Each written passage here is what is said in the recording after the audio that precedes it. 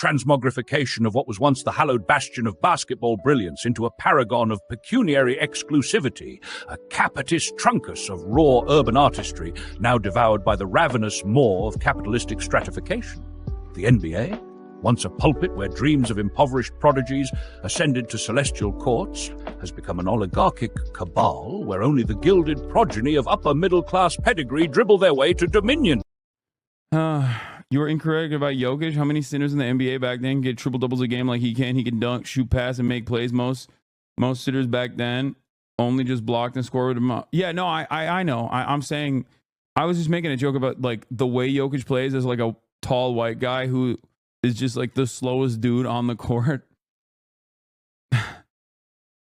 It was more so an aesthetic joke, a joke about his aesthetics, like his play style and the way he.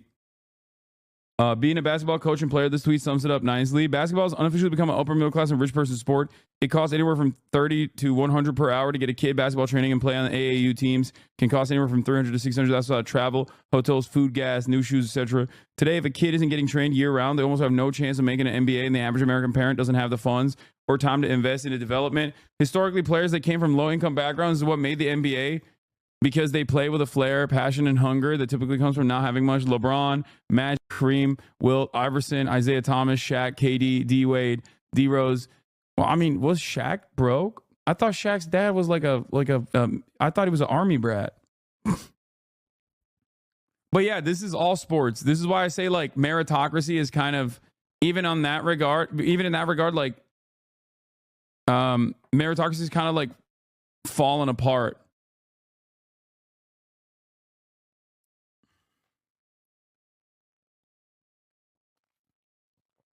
A lot of those mentioned players were college players. No, they're talking about the training and the scouting process. This is pre-college.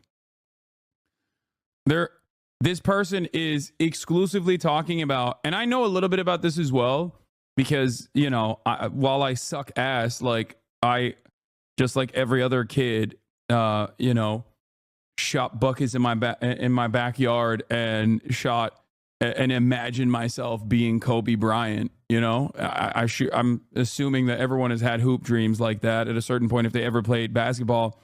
So, overall,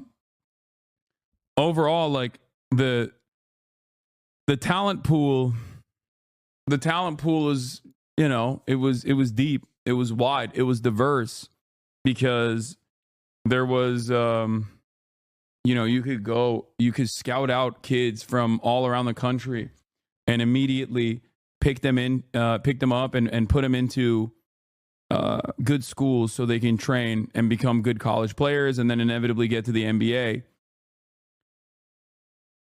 But nowadays, I feel like the NBA also is like turned into, you know, a league full of former players' children.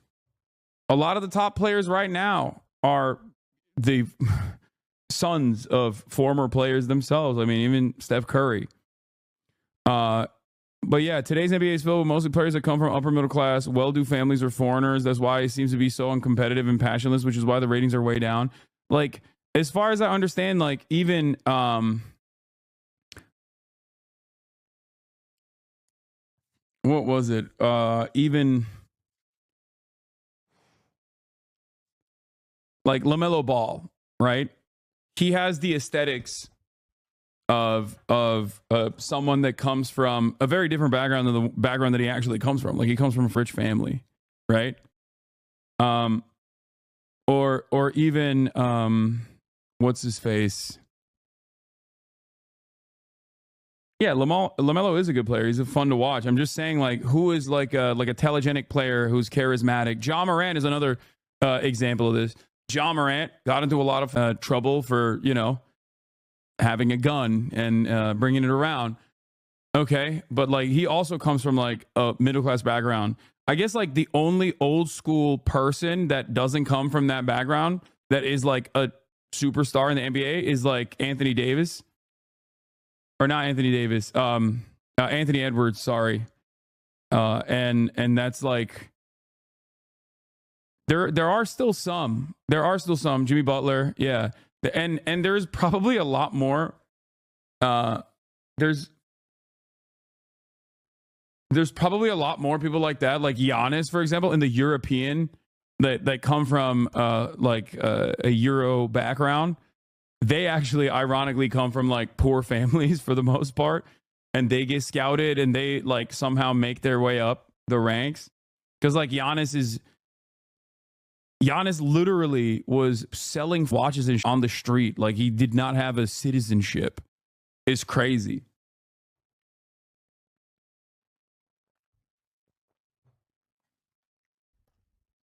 Yeah, it's crazy to think that he was literally stateless, dude. It's crazy. If you're an African migrant, like the shit you have to do to be recognized as a human being worthy of getting citizenship is insane. You have to pull off like the most impressive feats. Then they'll be like, okay, we now recognize you as a full-fledged human being. That's crazy. Okay, that's crazy. Anyway, this is to say that Turkey dropped the ball big time by not immediately nationalizing Giannis when there was an opportunity there, okay, at a certain point. In my headcanon, can you imagine? Instead of Giannis, his name is Yunus, which means dolphin in Turkish, okay? Yunus Antep. And he's nationalized as a Turkish citizen, and he gets the development necessary, okay?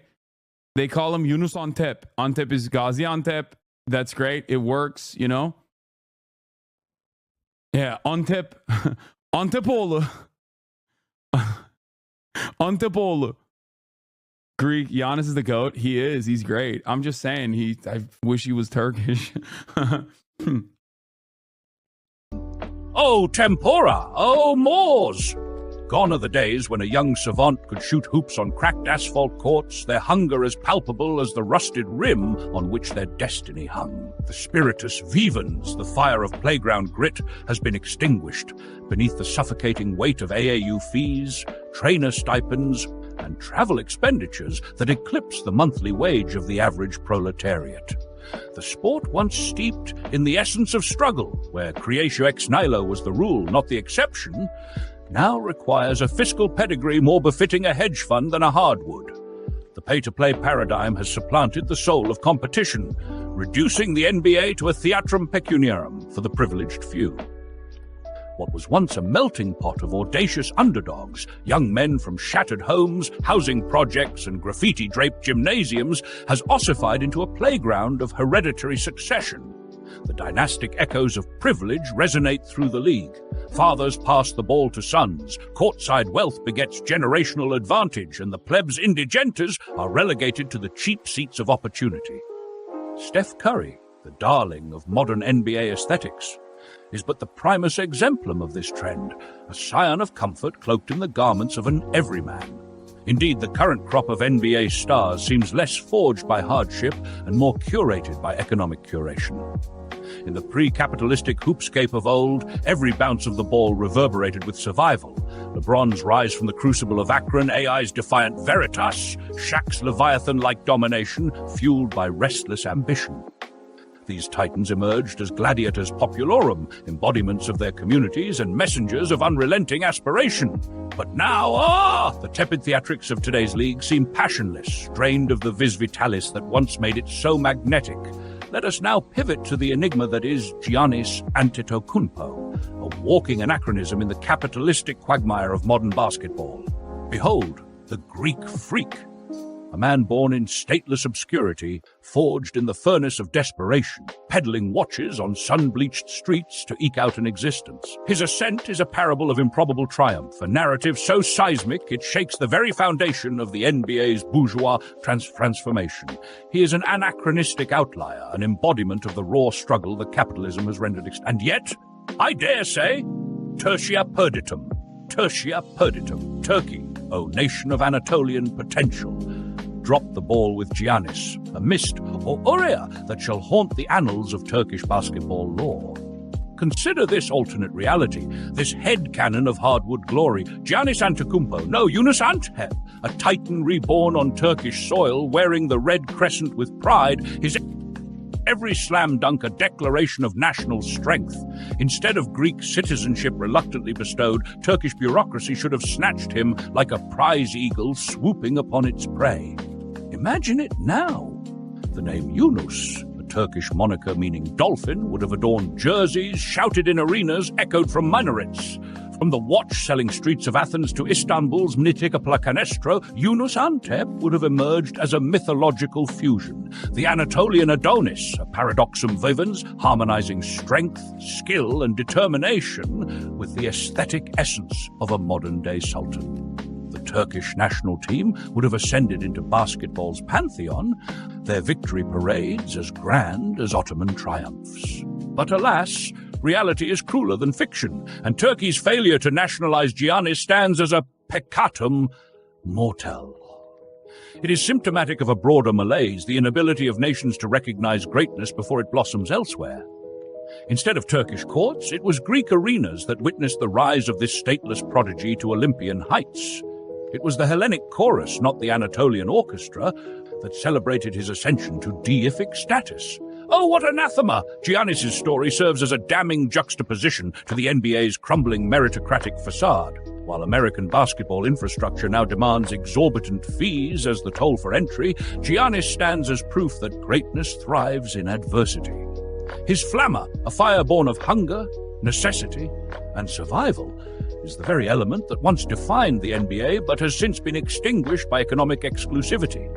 Hasanabi's lamentation of this loss, the death of playground legends, the erasure of urban grit, the sterilization of the NBA into an institutum pecuniarum, rings with prophetic urgency. In the new world order of basketball, raw talent is no longer enough. Without dollars, there are no dunks. Without privilege, no playoffs. What remains is a sanitized league where passionless athletes glide across polished courts, unbothered by the struggles that once gave the game its animus. And as for Giannis, he stands as a reminder, no, a testamentum, that basketball's greatest stars are forged, not bought. His origin is not merely a tale of individual triumph, but a rebuke of the pay-to-play ecosystem that has rendered the NBA stale, predictable, and devoid of its former allure. His journey from obscurity to greatness is the contra-exemplum to the privilege-soaked narratives of the NBA's modern elite. Oh, Turkey, Anatolia, cradle of untapped greatness. May your future prodigia not slip through bureaucratic cracks as Giannis did. For now, we can only sit and mourn the loss of Yunus Antep, the mythical dolphin who might have carried the Red Crescent to basketball glory. As for the NBA, let it heed this lesson. A game detached from the struggles of the common man becomes but a lifeless pageant, a mors viva whose echoes will grow ever fainter in the annals of time. In closing, capitalism has turned the NBA into a playground for the privileged, a showcase where wealth eclipses hunger and meritocracy gasps its final breaths. Giannis Antetokounmpo, the unlikeliest of titans, shines as the sport's last remaining lumen ex tenebris, a flickering torch of what once was and what might still be. Let's forget quaesitio veritatis. True greatness emerges not from luxury, but from struggle.